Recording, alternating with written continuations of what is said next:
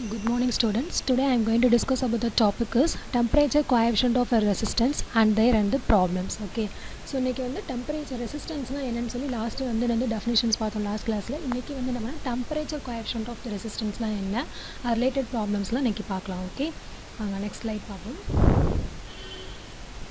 Next வந்து என்னென்னா laws of and the resistance are factors upon on which resistance depends. Okay, ரெசிஸ்டன்ஸோட values வந்து எதெல்லாம் வந்து டிபெண்ட் பண்ணி இருக்கும் அப்படின்றத நம்ம இங்கே பார்க்க போகிறோம். ஓகே, லாஸ்ட் ஆறுன்றதா என்னது ரெசிஸ்டன்ஸ், அதை கேபிட்டல் ஆர் அப்படின்றத நம்ம என்ன பண்ணுவோம் டினோட் பண்ணுவோம். ஓகே, ஸோ ஒரு கடத்தின் மின்தடை ஆர் ஆனது பின்வரும் காரணங்களை பொறுத்து மாறுபடும். அது வந்து எதெல்லாம் டிபெண்ட் பண்ணியிருக்கு, என்னென்ன ஃபேக்டர்ஸ் எல்லாம் டிபெண்ட் பண்ணியிருக்கு அப்படின்னா this is the expressions for resistance. R is டேட்லி proportional to L by A. அந்த டேட்லி ப்ரொபோஷனல் அப்படின்ற ஒரு டேர்மை வந்து ரிமூவ் பண்ணுறதுக்காக நான் என்ன பண்ண ஒரு கான்ஸ்டன்ட் டேர்மில் மல்டிப்ளை பண்ணேன். That is called as another row. Okay, so R is equal to rho L divide by என்னது ஏ. ரோ என்பது என்னது இங்கே ஒரு கான்ஸ்டன்ட் டேர்ம் ஆகும். ஓகே, ஸோ இங்கே ஆர் இஸ் டேட்லி ப்ரொபோஷனல் டு, டேட்லி ப்ரொபோஷனல் என்ன பார்த்தோம் நேர் விகிதம். இன்வர்ஸ்லி ப்ரொபோஷனல் அப்படின்னு என்ன அர்த்தம் அப்படின்னா எதிர் விகிதத்தில் இருக்குது அப்படின்னு அர்த்தம். ஓகே, ஸோ இங்கே வந்து ஆர் இஸ் டேட்லி ப்ரொபோஷனல் டு இங்கே எல்லாம் இருக்குது and inversely proportional to area. அப்போ ஆரோட வேல்யூ இன்க்ரீஸ் ஆச்சு. டேட்லி ப்ரொபோஷனல் நேர்விதத்தில் இருக்கும்போது ஒரு டேர்ம் இன்க்ரீஸ் ஆச்சு அப்படின்னா ஆட்டோமேட்டிக்காக இன்னொரு டேர்ம் என்னவாகும் இன்க்ரீஸ் ஆகும். அதே இது ஒரு டேர்ம் வந்து டிக்ரீஸ் ஆச்சு அப்படின்னா ஆட்டோமேட்டிக்காக இன்னொரு அதர் டேர்ம் என்னவாகும் டிக்ரீஸ் ஆகும். ஓகே, ஸோ இங்கே ஆர் இஸ் டேட்லி ப்ரொபோஷனல் டு எல். ஸோ வந்து ரெசிஸ்டன்ஸோட வேல்யூவானது கடத்தியின் மின்தடையானது கடத்தியின் நீளத்திற்கு நேர் விதத்தில் இருக்கும். ஸோ ஆர் இஸ் டேட்லி ப்ரொபோஷனல் டு எல். அண்ட் மின்தடையானது கடத்தியின் குறுக்குவெட்டு பரப்புனா ஏரியா அப்படின்னு சொல்லுவாங்க. ஓகே, ஸோ மின்தடையானது கடத்தியின் குறுக்குவெட்டு பரப்பிற்கு எதிர் விகிதத்தில் இருக்கும். So R is inversely proportional to 1/a.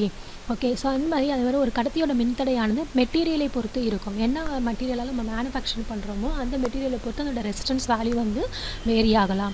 Okay, next one கடத்தின் வெப்பநிலையை பொறுத்து கூட இருக்கும். ஸோ முதல் இரண்டு காரணங்களில் இருந்து ஆர் இஸ் இன்வர்ஸ்லி டேட்லி proportional to 1/a and R is equal to rho L by A. And rho என்பது என்னது கான்ஸ்டன்ட் ஆகும். இது கடத்தின் ஸ்பெசிஃபிக் ரெசிஸ்டன்ஸ் அல்லது ரெசிஸ்டிவிட்டி என்றும் அழைக்கப்படும். ரோ அப்படின்றது என்னது ஸ்பெசிஃபிக் ரெசிஸ்டன்ஸ் அப்படின்னு சொல்லுவாங்க. Okay, so what is mean by specific resistance அப்படின்னா R equal to rho L divide by A. L வந்து 1 மீட்டர். நம்ம இப்போ வந்து ஒரு ஃபார் எக்ஸாம்பிள் இந்த கிவன் ஃபிகரில் வந்து இந்த கடத்தியோட ரெசிஸ்டன்ஸ் வந்து 1 மீட்டர் லென்த்துக்கு வந்து என்னது பரவி இருக்குது. ப்ளஸ் ஏரியா எவ்வளோ ஏரியாஸ்னால் 1 மீட்டர் ஸ்கொயர் ஏரியாவுக்கு வந்து இது பரவி இருக்குன்னா ஆர்ஸ் ஈக்குவல் டு ரோ எனக்கு. ஏன்னா அந்த ஏ ஆர் எல்லில் போய் 1 சப்ஸ்டியூட் பண்ணுங்கள், ஏழை 1 சப்ஸ்டியூட் பண்ணால் 1 is get cancel. So R is equal to rho என்று கிடைக்கும். So that is called as another specific resistance. Okay, so இது என்ன டெஃபினேஷன்ஸில் நம்ம எப்படி சிம்பிளிஃபைட் சொல்லலாம்னா ஒரு கனசதுர கட்டையின் எதிரெதிர் பக்கங்களுக்கு இடையே உள்ள மின்தடையின் அளவே அந்த மெட்டீரியலின் ஸ்பெசிஃபிக் ரெசிஸ்டன்ஸ் எனப்படும். கனசதுரம்னா இதான். ஓகேவா, இந்த கனசதுர பகுதி எதிரெதிர் பக்கங்களுக்கு இடையே உள்ள எதிரெதிர் பக்கங்களுக்கு இடையே உள்ள மின்தடையினோட அளவு தான் என்னது அந்த மெட்டீரியலோட ஸ்பெசிஃபிக் ரெசிஸ்டன்ஸ் எனப்படும். What's the unit for specific resistance? Specific ரெசிஸ்டன்ஸோட யூனிட் இஸ் ஓம் மீட்டர் ஆகும். ஓகேவாப்பா, ஸோ நம்ம இதெல்லாம் படித்தாச்சு. என்னென்ன படுத்திருக்கோம் இப்போது ஃபஸ்ட்டு ரெசிஸ்டன்ஸ்னால் என்னென்னு லாஸ்ட் கிளாஸில் பார்த்தோம். ரெசிஸ்டன்ஸ்னால் என்ன, ஒரு கடத்தி வழியாக இல்லை கரண்ட் வந்து ஃப்ளோ ஆச்சு அப்படின்னா அதை அப்போஸ் பண்ணுற மாதிரி ஒரு எந்த அப்போஸ் பண்ணுற ஒரு சப்ஸ்டன்ஸ்க்கு பேர் தான் என்னது ரெசிஸ்டன்ஸ் அப்படின்னு சொல்லுவாங்க. ஓகே, அந்த ரெசிஸ்டன்ஸோட வேல்யூஸ் வந்து எதெல்லாம் டிபெண்ட் பண்ணி இருக்கும் அப்படின்றத நம்ம இப்போ இதில் பார்க்கணும். ஓகே, இதில் பார்த்தோம் the law of resistance are factors upon which வந்து ரெசிஸ்டன்ஸ் டிபெண்ட்ஸ், அதெல்லாம் டிபெண்ட் பண்ணி இருக்குது. அப்புறம் ஸ்பெசிஃபிக் ரெசிஸ்டன்ஸ்னால் என்ன, ஒரு கனசதுர பக்கம் எதிரெதிர் பக்கங்களுக்கு இடையே உள்ள மின்தடையினுடைய அளவு தான் வந்து ஸ்பெசிஃபிக் ரெசிஸ்டன்ஸ். ஓகே, அதில் நம்ம பார்க்க போகிறது என்ன டெம்பரேச்சர் கோஎஃபிஷியன்ட் ஆஃப் அந்த ரெசிஸ்டன்ஸ்னால் என்ன. ஓகே, டெம்பரேச்சர் கோஎஃபிஷியன்ட் ஆஃப் ரெசிஸ்டன்ஸ்னால் ஒரு கடத்தின் மின்தடையானது 0 டிகிரி செல்சியஸில் அதோட வேல்யூ வந்து எப்படி சொல்லுவோம் அப்படின்னா R0 ஓம் எனவும் நம்மளோட ஐடென்டிஃபிகேஷன்ஸ்க்காக வச்சுக்கலாம். 0 டிகிரி செல்சியஸில் உள்ள டெம்பரேச்சரோட அளவு வந்து என்னது R0 அண்ட் T0 டிகிரி செல்சியஸில் டெம்பரேச்சரோட அளவு RT எனவும் இருப்பதாக கொள்வோம். ஸோ இதிலிருந்து மாறுபடக்கூடிய மின்தடையின் அளவானது இப்போ என்ன பண்ணால் ஸ்டார்டிங்கில் ஒரு டெம்பரேச்சர் இருக்குது, T டைம் பீரியடுக்கு அப்புறம் ஒரு டெம்பரேச்சர் வந்து ஸ்டார்டிங்கில் வந்து 0 டிகிரி செல்சியஸ் அப்போ என்ன இருக்குது ஒரு டெம்பரேச்சர் இருக்குது. ஓகே, அந்த T0 டிகிரி செல்சியஸில் ஒரு டெம்பரேச்சர் இருக்குது.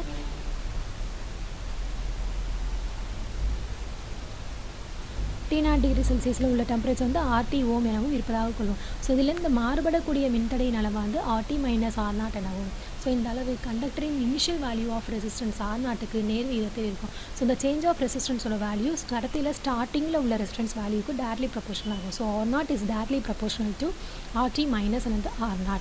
ஓகே. ஸோ டெம்பரேச்சர் ரைஸுக்கு இது நேர் விகிதத்தில் இருக்கும். நெக்ஸ்ட் அது மட்டும் இல்லாமல் இனிஷியல் டெம்பரேச்சர் ஆஃப் த ரெசிஸ்டன்ஸ்க்கும் டேரக்ட்லி ப்ரொபோஷனலாக இல்லாமல் டெம்பரேச்சர் ரைஸுக்கும் என்னவாகும் அப்படின்னா நேர் விகிதத்தில் இருக்கும். ஸோ 0 டிகிரிலேருந்து டெம்பரேச்சர் இன்க்ரீஸ் ஆகிருக்கு இல்லையா. ஸோ இந்த டெம்பரேச்சர் ரைஸுக்கு என்ன ஆகும், இந்த RT மைனஸ் R0ன்றது வந்து டேரக்ட்லி ப்ரொபோஷனலாக இருக்கும். ஓகே.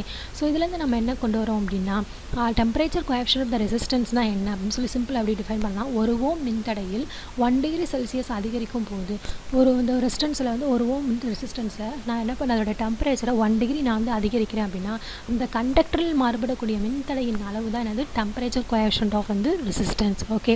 ஸோ இந்த எக்ஸ்பிரஷனில் வந்து ஆல்ஃபா நாட் அப்படின்னா எப்படி அதெல்லாம் change of resistance divide by initial value of resistance into change of வந்து டெம்பரேச்சர். ஓகே. நான் என்ன பண்ணுறேன், டெம்பரேச்சர் கோஎஃபிஷியன்ட் ஆஃப் ரெசிஸ்டன்ஸ்னால் என்ன அப்படின்னா ஒரு கடத்தியோட ரெசிஸ்டன்ஸில் நான் 1 டிகிரி செல்சியஸ் அந்த டெம்பரேச்சர் வந்து இன்க்ரீஸ் பண்ணும்போது அந்த கண்டக்டில் என்ன ஆகும், அந்த ரெசிஸ்டன்ஸோட வேல்யூவில் சேஞ்சஸ் நடக்கும். அந்த சேஞ்ச் ஆஃப் ரெசிஸ்டன்ஸ்க்கு பேர் தான் வந்து டெம்பரேச்சர் கோஎஃபிஷியன்ட் ஆஃப் வந்து resistance. Okay. So alpha not equal to change of resistance divide by initial value of resistance into change of வந்து temperature. So alpha not equal to change of ரெசிஸ்டன்ஸ்னது RT minus R0 divide by initial value of resistance is R0 into change of temperature is வந்து T. Okay. So RT minus R0 equal to alpha not into R0 into T. இந்த T is cut cancel ஆகிடும். So RT is equal to alpha R0 இந்த RT மட்டும் இங்கிட்டு வச்சுக்கோ left சைடில். So right சைடில் எங்கிட்டு கொண்டு போனால் போல் R0 வந்து மைனஸில் இருக்குது. ஸோ ப்ளஸில் மாறிடும். Plus alpha naught R0 into இங்கே ஒரு T வரும். இங்கே T போடாமல் இருக்காங்க, இங்கே T போட்டுக்கோங்க. Okay. So RT is equal to R0 into ரெண்டுலேயும் காமனாக இருக்கட்டாமல் என்னப்பா R0 இஸ் காமன். ஸோ அதை வெளியில் எடுத்துட்டிங்க அப்படின்னா 1 plus alpha not into T. That is the equation number என்னது 1. ஓகே. இப்போ நான் புரியுதா, alpha not equal to change of resistance divide by initial value of resistance into change of வந்து temperature. So change of resistances என்னது RT minus R0 divide by initial value of resistances என்னது R0 into change of temperature is வந்து T. So cross multiply பண்ணும்போது RT minus R0 equal to alpha naught R0 into Tன்னு கிடைக்கும். நான் என்ன பண்ணுறேன், left சைடில் RT மட்டும் இங்கே வச்சுக்கிறேன். ஸோ RT இந்த சைடு வந்துடுச்சு அப்படின்னா என்ன ஆகிடும், உங்களுக்கு R0 மைனஸில் இருக்குது. ஸோ இந்த சைடு போகும்போது ப்ளஸில் மாறிடும். So plus R0 plus alpha naught R0 into T. So அது ரெண்டு டேர்மில் எது இப்போ காமனாக இருக்குது R0. ஸோ R0 வெளியில் எடுத்துட்டோம் அப்படின்னா 1 plus alpha not into T. That is the equation number வந்து 1. இதேபோல் 0 டிகிரி செல்சியஸில் மின்தடை R0 எனவும் T1 டிகிரி செல்சியஸில் மின்தடை R1 எனவும் எடுத்துக்கொண்டால் நான் ஃபஸ்ட்டு ஸ்டார்டிங் என்ன பண்ணியிருக்கோம் அப்படின்னா 0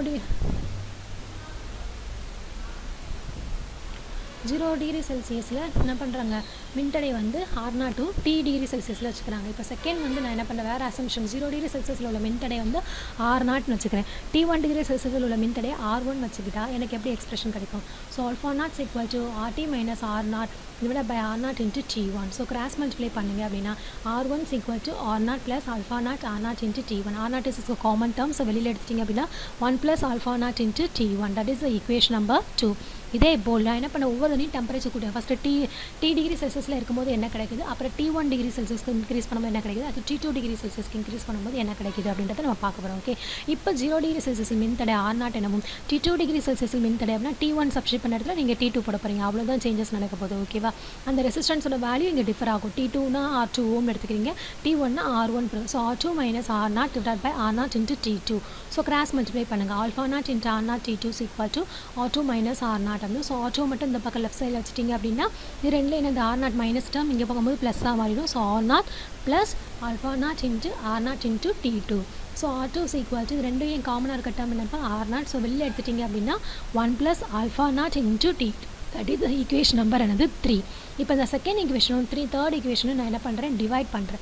so R1 divide by R2 equal to R1 R2 divide பண்ணிங்க அப்படின்னா இந்த R0 என்ன ஆயிடும், கேன்சல் ஆகிடும். So 1 plus alpha not into T1 divide by 1 plus alpha not into D2. That is the equation number என்னது 4. ஓகே. இப்போ நான் என்ன பண்ணுறேன், மேலும் T1 டிகிரி செல்சியஸில் மின்தடையின் அளவு R1 எனவும் T2 டிகிரி செல்சியஸில் மின்தடை R2 எனவும் கொண்டால் T1 டிகிரி செல்சியஸில் temperature coefficient equal to alpha 1. Okay, so alpha 1 is equal to R2 minus R1 divided by R1 into T2 minus and the T1. ஏன்னா நான் T1லேருந்து T2 டிகிரி செல்சியஸ்க்கு இன்க்ரீஸ் பண்ணும்போது T1 degree செல்சியஸில் மின்தடை increase ஆச்சு அப்படின்னா அதில் உள்ள டெம்பரேச்சர் கோஎஃபிஷியன்ட் வந்து நான் என்ன பண்ணுறேன், ஆல்ஃபா 1 அப்படின்னு சொல்லி டினோட் பண்ணிக்கிறேன். ஓகே. ஸோ ஆல்ஃபா 1ஓட டேர்முக்கு என்ன அந்த எக்ஸ்பிரஷனில் இங்கே R2 minus R1 divided by R1 into T2 minus and the T1. So இங்கே கிராஸ் மல்டிப்ளை பண்ணிங்க அப்படின்னா R2 minus R1 is equal to alpha 1 into R1 into T2 minus and the T1. So இங்கே நான் என்னவா இருக்கு, இங்கே R2 மட்டும் வச்சுக்கோ, R1 அந்த பக்கம் போச்சுன்னா ப்ளஸ்ஸாக மாறும், உள்ளபடி மல்டிப்ளை பண்ணுங்கள். α1 R1 into T2 and α1 R1 into T1. Okay, so இங்கே R1 plus α1 R1 into T2 minus வந்து T1. ரெண்டுலேயும் காமனாக இருக்கிறது R1. ஸோ வெளில எடுத்துகிட்டா 1 ப்ளஸ் α1 இன்ட்டு T2 மைனஸ் வந்து T1. So R2 is equal to R1 into 1 plus α1 into T2 minus வந்து D1. That is the equation number என்னது 5. So இதான் லாஸ்ட் எக்ஸ்பிரஷன். இதை வச்சு ரிலேட்டடாக என்ன பண்ணுவாங்க அப்படின்னா, உங்களுக்கு டெரிவேஷன்ஸ் கேட்க மாட்டாங்க, பட் உங்களுக்கு இந்த ஃபார்முலா சப்ஸ்டியூட் பண்ணி சம் சால்வ் பண்ணுற மாதிரி இருக்கும். பட் உங்களுக்கு அந்த ஃபார்முலா எப்படி வந்தது அப்படின்னு உங்களுக்கு தெரியணும் இல்லையா, அதுக்காக தான் இந்த சில எக்ஸ்பிரஷன்ஸ்லாம் நான் என்ன பண்ணியிருக்கேன் உங்களுக்கு எக்ஸ்பிளைன் பண்ணியிருக்கேன். ஓகே, இப்போ நம்ம நெக்ஸ்ட் என்ன பண்ணலாம் அப்படின்னா ப்ராப்ளம்ஸ்குள்ளே போகலாம். ஃபஸ்ட்டு ப்ராப்ளம் ஓகேவா சொல்லுங்கள்.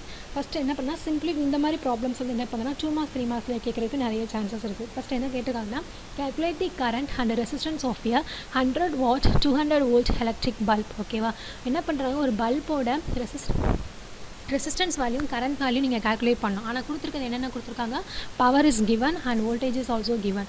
ஸோ இதுலேருந்து நீங்கள் என்ன பண்ணலாம், பவர் அண்ட் வோல்டேஜில் இருந்து நீங்கள் என்ன பண்ணணும், current value resistance value find out பண்ணணும். So what is the power value, power P is equal to 100 watt and voltage V is equal to 200 volt. But what is the power formula, what is the power formula, P is equal to voltage and current. So voltage and current multiply பண்ணிங்க அப்படின்னா finally we can get the answer for and the power. Okay, இப்போ நம்மளுக்கு என்ன கேட்டிருக்காங்க, power கொடுத்துட்டாங்க, voltage is also given. So இதுலேருந்து நான் என்ன பண்ணணும், கரண்ட் வேல்யூ டிட்டர்மைன் பண்ணணும். So what is current I is equal to P by வந்து V. ஓகே, ஸோ பவரையும் வோல்டேஜும் டிவைட் பண்ணிங்க அப்படின்னா உங்களுக்கு என்ன கிடச்சிரும், கரண்ட் வேல்யூஸ் இது கிடச்சிரும். So what is the power value 100 divide by voltage value is 200. ரெண்டு இங்கே சப்ஸ்டியூட் பண்ணால் 0 0 ஹெட் cancel. So 1 divide by 2 is equal to எவ்வளோப்பா 0.5 ஆம்பியர். ஓகே, நெக்ஸ்ட் என்ன கேட்டிருக்காங்கன்னா ரெசிஸ்டன்ஸ் வேல்யூ ஃபைண்ட் அவுட் பண்ண சொல்லியிருக்காங்க. What is the formula for resistance R is equal to V by I. So வோல்டேஜோட வேல்யூ எவ்வளோப்பா 200 வோல்ட் அப்படின்னு சொல்லி. ஸோ வோல்டேஜோட வேல்யூஸ் 200 டிவைட் பை நீங்கள் கரண்ட் வேல்யூஸ் கால்குலேட் பண்ணிக்கிங்க இப்போ தான் 0.5. ஸோ இது ரெண்டையும் சப்ஸ்டியூட் பண்ணிங்கன்னா ஆன்சர் இஸ் என்னப்போ உங்களுக்கு 400 ஓம். ஸோ இதில் நம்ம கண்டுபிடிச்சா நல்லா திரும்ப ஒரு தடவை நான் ரிவைஸ் பண்ணுறேன், நல்லா கவனிங்க. நம்மளுக்கு வந்து கிவன் டேட்டா என்ன கொடுத்துருக்காங்க சம்மில் அப்படின்னா, பவரும் வோல்டேஜும் கொடுத்து what's the value of current and resistance, ஒரு எலக்ட்ரிக் பல்போட கரண்ட் வேல்யூ ரெசிஸ்டன்ஸ் வேல்யூ என்னன்னு சொல்லி கால்குலேட் பண்ண சொல்லியிருக்காங்க. So what is the formula for power, P is equal to V into I. Voltage and current multiply பண்ணிங்கன்னா finally we can get the answer for power. So current I is equal to இதுலேருந்து என்ன இதில் I வேணும் அப்படின்னா P divided by V. So P ஐயும் V ஐயும் divide பண்ணிங்க அப்படின்னா என்ன கிடச்சிரும் உங்களுக்கு, கரண்ட் வேல்யூ கிடச்சிரும். So what is the given value for P, பவரோட வேல்யூ என்ன கொடுத்துருக்காங்க 100 watt divide by voltage is 200 volt. ரெண்டையும் சப்ஸ்டியூட் பண்ணிங்கன்னா 0.5 ஆம்பியர். இப்போ ரெசிஸ்டன்ஸ் வேல்யூ கால்குலேட் பண்ணோம் அப்படின்னா ஆருக்கு என்னப்பா formula V by I. So voltage value எவ்வளோப்பா 200 volt divide by I. Resistance value கரண்ட்டோட வேல்யூஸ் 0.5. ரெண்டையும் சப்ஸ்டியூட் பண்ணிங்க அப்படின்னா எனக்கு ரெசிஸ்டன்ஸோட values 400 ohm. Okay, next sum பார்க்க போகிறோம். ரெண்டாவது சம் என்ன கொடுத்துருக்காங்கன்னா, a coil of copper wire has a resistance of 15 ohms. ஓகேவா, ஒரு கண்டக்டரோட ரெசிஸ்டன்ஸ் வேல்யூ கொடுத்துருக்காங்க எவ்வளவு 15 ஓம். அட் எவ்வளோ டிகிரி செல்சியஸ்லப்பா 20 டிகிரி செல்சியஸ், 20 டிகிரி செல்சியஸில் அந்த காப்பர் வயரோட ரெசிஸ்டன்ஸ் வேல்யூஸ் அதாவது 15 ohm. Determine its resistance at 70 degree celsius. Okay, அந்த காப்பர் வயரோட ரெசிஸ்டன்ஸோட வேல்யூ வந்து எப்போ நீங்கள் கண்டுபிடிக்கணும், 70 டிகிரி செல்சியஸாக இருக்கும்போது what is the value for resistance and temperature coefficient of the copper is 0.00394 ohm per degree Celsius. At 20 degree Celsius la temperature coefficient of the copper, that is means temperature coefficients என்ன சொல்லுவோம்னா alpha அப்படின்னு சொல்லுவோம். and 20 degree Celsius la எவ்வளோன்னு கொடுத்துருக்காங்க 0.00394 ohm per degree Celsius. okay, so what is the given data, T1 value is given. T1 is equal to 20 degree Celsius இருக்குது. T2 வந்து 20 degree Celsiusலேருந்து 70 degree Celsiusக்கு அது என்னமா இருக்குது, இன்க்ரீஸ் ஆகிருக்கு. அண்ட் அப்போ T1 டைம் பீரியட் அப்போ உள்ள R1 value is 15 ohm. T2 time period அப்போ R2ஓட வேல்யூ இஸ் ஈக்குவல் டு என்ன, அதான் நம்மளுக்கு கேட்டிருக்காங்க சம்மில். ஆனால் என்னென்ன வேல்யூஸ், என்ன டேட்டா என்ன கொடுத்துருக்காங்க, temperature coefficient of the resistance value is given. எவ்வளவு alpha 20 equal to 0.00394. So T1 தெரியும், T2 தெரியும், R1 தெரியும், ஆல்ஃபா நாட் தெரியும். ஸோ இந்த இந்த 4 பேராமீட்டர்ஸ் வச்சு R2 வேல்யூ கால்குலேட் பண்ணுறதுக்கு என்னப்பா ஃபார்முலா, நம்ம எக்ஸ்பிரஷனில் நம்ம சால்வ் பண்ணும்போது இந்த ஒரு எக்ஸ்பிரஷன் வந்திருக்கும். R2 is equal to R1 into 1 plus alpha 1 into T2 minus வந்து T1. ஸோ R1ஓட வேல்யூ எவ்வளோப்பா இங்கே 15, into 1 plus alpha பதில் என்ன பண்ணுறீங்க 0.00394 into T2 ஓட temperature T2 is equal to 70 minus T1 is equal to 20. So இங்கே substitute பண்ணுறீங்க T2 பல 70 and T1 பல 20 சப்ஸ்டியூட் பண்ணிங்க அப்படின்னா கேல்குலேட்டில் வந்து நீங்கள் சப்ஸ்டியூட் பண்ணுங்கள் 15 into 1 plus 0.00394 into 70 minus 20. So இதெல்லாம் கேல்குலேட்டில் போட்டு சிம்பிளிஃபை பண்ணிங்கன்னா finally we can get the answer for the R2 value is 17.995 ohm. Okay. So நல்லா புரிஞ்சா what is the given data T1 கொடுத்துட்டாங்க T2 கொடுத்துட்டாங்க R1 கொடுத்துட்டாங்க R2 வேல்யூஸ் எல்லாம் கேட்டிருக்காங்க ஆல்ஃபா நாட் கொடுத்துட்டா what is the formula for R2 is equal to R1 into 1 plus alpha 1 into T2 minus வந்து T1. So 15 into 1 plus 0.00394 into 70 minus 20. So இதெல்லாத்தையும் நீங்கள் கேல்குலேட்டரில் substitute பண்ணும்போது finally we can get the answer for 17.995 ohm. Okay. First problem number 3. Third problem என்னன்னு பார்த்தீங்க அப்படின்னா the resistance of a coil of wire increases from 15 ohms at 15 degrees Celsius. ஓகேவா இப்போ அந்த resistance of the coil of wire வந்து increase பண்ணி இப்போ வந்து அந்த ரெசிஸ்டன்ஸோட 15 ஓம் உள்ள ரெசிஸ்டன்ஸோட வேல்யூ வந்து இன்க்ரீஸ் ஆகுது எப்படியாவது 15 டிகிரி செல்சியஸில் இருந்து 58 ஓமா அட் 55 டிகிரி செல்சியஸ்க்கு இன்க்ரீஸ் ஆகுது. ஓகே 50 ஓம் உள்ள ரெசிஸ்டன்ஸோட வேல்யூ 58 மாறுது. 50 ஓமா இருக்கும்போது அதோட டெம்பரேச்சர் இஸ் அவ்வளவு 15 டிகிரி செல்சியஸ். 58 ஓமா ஆகும்போது அதோட டெம்பரேச்சர் வேல்யூஸ் அவ்வளவு 55 டிகிரி செல்சியஸ். இப்போ R1 ஈக்குவல் டு 50 ஓமா இருக்கும்போது T1 வேல்யூஸ் எவ்வளோப்பா 15 degree celsius. R2 equal to 58 ஓமா இருக்கும்போது T2ஓட வேல்யூ எவ்வளோப்பா 55 டிகிரி செல்சியஸ். இப்போ நம்மளுக்கு என்ன கேட்டிருக்காங்க calculate the temperature coefficients of the conductor material at 0 degree செல்சியஸில் என்னன்னு சொல்லி கேட்டிருக்காங்க. So alpha not equal to என்ன தான் அதோட meaning. Okay so R1 is given, R2 is given, T1 T2 is also another given. என்ன கேட்டிருக்காங்க ஆல்ஃபா நாட் என்னன்னு கேட்டிருக்காங்க. So what is the formula R1 divided by R2 is equal to 1 plus alpha naught into T1 divided by 1 plus alpha naught into T2. Okay so இந்த ஈக்குவேஷன்ஸில் கொடுத்துருக்க values எல்லாத்தையும் நம்ம என்ன பண்ண போகிறோம் சப்ஸ்டியூட் பண்ண போகிறோம். ஸோ R1 ஓட values 50 divided by 58 equal to 1 plus alpha naught into 15 divided by 1 plus alpha naught into 55. Okay so இது ரெண்டையும் நீங்கள் எப்படி கிராஸ் மல்டிப்ளை பண்ணீங்க அப்படின்னா என்ன ஆகும் 50 into நான் இங்கே கிராஸ் மல்டிப்ளை பண்ணி உங்களுக்கு காமிச்சிருக்கேன்ப்பா 50 into 1 plus alpha naught into 55 is equal to 58 into 1 plus alpha naught into 15. So உள்ள கூடி மல்டிப்ளை பண்ணுங்கள். நான் அந்த மாதிரி ஆரோ மார்க் மாதிரி போட்டு காமிச்சிருக்கேன் இல்லையா அது உள்ள கூடி so 50 into 1 is equal to 50 plus 50 into இந்த மாதிரி 50 into 55 into alpha naught is equal to 58 into 1 is equal to 58 and 58 into 15 into alpha naught. இப்போ என்ன பண்ண 15 plus the 50 into 55 is equal to 2750 alpha naught is equal to 58 plus 58 into 15 is equal to 8700 into alpha naught. Okay so இப்போ நம்ம என்ன பண்ண போகிறோம் அப்படின்னா இதுதான் இங்கே ஆன்சர் வந்திருக்கு.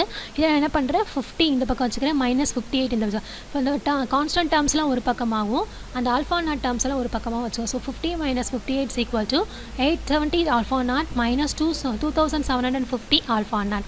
ஸோ இந்த இதில் வந்து சிம்பிளிஃபை பண்ணும்போது 1880 alpha naught கிடைக்கும். 870லேருந்து 2750 இது பண்ணோம்னா சப்ட்ராக்ட் பண்ணனா finally we can get the answer is -1880 alpha naught. இங்கே என்ன இருக்கும் -8 இந்த மைனஸ் கேன்சல் ஆகிடும். So alpha naught is equal to 8 divided by 1880.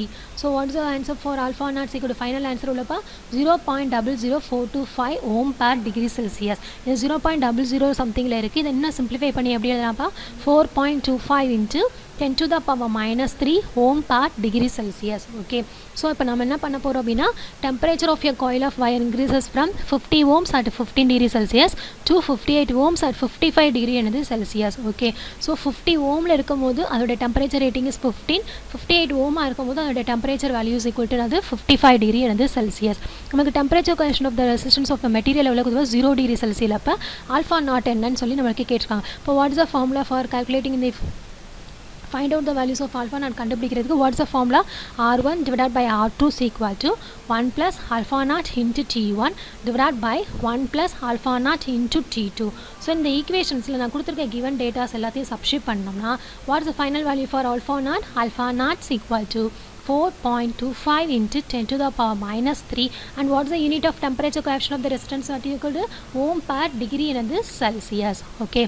இப்போ நெக்ஸ்ட் வந்து சம் பார்த்தோம் அப்படின்னா the shunt field coil of a DC generator has a resistance of 200 ohms at 20 degree எனது செல்சியஸ். ஓகே, இப்போ first resistance R1 is equal 200 ohm இருக்கும் போது temperature T1 is equal to 20 degree எனது Celsius.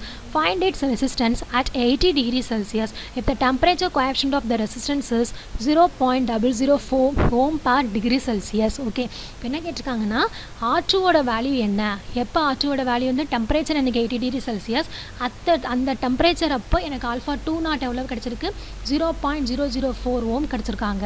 அப்போ எனக்கு என்ன கேட்டிருக்காங்க, ரெசிஸ்டன்ஸோட வேல்யூ என்னன்னு சொல்லி நம்ம கேல்குலேட் பண்ண. அப்போ R1 is given, T1 is, இப்போ R1 ரெசிஸ்டன்ஸ்க்கு அக்ராஸாக உள்ள T1 டெம்பரேச்சர் ரேட்டிங் கொடுத்துட்டாங்க, அண்ட் T2 டெம்பரேச்சர் கொடுத்து ஆல்ஃபா நாட் கொடுத்துருக்காங்க. பட் அது கரஸ்பாண்டிங் என்னது ரெசிஸ்டன்ஸ் வேல்யூ என்னன்னு சொல்லி கேல்குலேட் பண்ண சொல்லியிருக்காங்க. இப்போ what is the formula for calculating R2?